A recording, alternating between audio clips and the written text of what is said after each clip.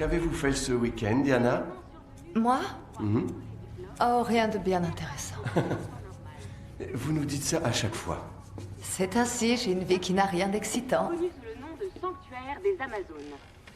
Un énorme brasier qui s'est consumé derrière moi, sous les regards ébahis de tous les témoins, population locale et pouvoir public.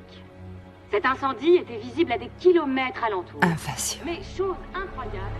Dans les actualités locales, cette épouse d'agent d'entretien ne mâche pas ses mots à l'encontre des aliens qui, selon elle, lui auraient volé son mari. Mon Howard est un type bien. Il a des bouches à nourrir. Et il faut pas que ces aliens lui collent une sonde dans le derrière. Venez donc un peu me voir. Que je vous foute une sonde dans votre salle alien. Enfoiré. J'ai trouvé un petit appartement près du diner. Ça me suffit amplement. J'aurais bien aimé que vous m'en parliez.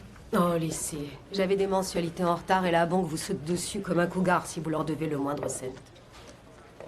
Et cette ferme était trop grande pour moi. J'irais dedans comme une revenante. D'accord, mais j'aurais peut-être pu en parler à quelqu'un, voir si... Vous aviez assez à faire comme ça pour ajouter Beldoche à la liste. Sauf que je n'ai jamais été... Ah, Lane, c'était qui ta source, l'activiste de l'université, là? Justement, c'est ma source. On m'a mis sur l'affaire du kidnapping. Un tas d'étudiants ont manifesté. Enfin, je me dis que c'est politique, alors c'est qui ton gars?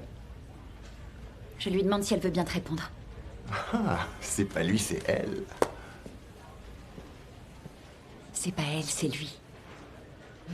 Cette actu, c'est vous qui devriez la couvrir. Non. Je suis pas prête. Je suis tout à fait ravie d'écrire des papiers gentillets sur le toilettage des châteaux. Non. Pour l'instant. Déjà, c'était dur de remettre les pieds ici. Ceci dit, c'est à peine si j'arrive à lire les nouvelles. L'amertume règne. Bien sûr, je me dis que c'est parce qu'il n'est plus là. Mais c'est la mère qui parle, j'imagine. Et puis, il y a toujours autant d'actu à couvrir.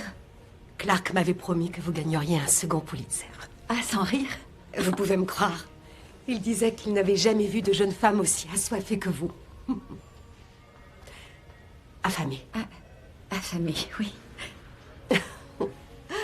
Il disait que votre flair pour les scoops allait plus loin que son ouïe.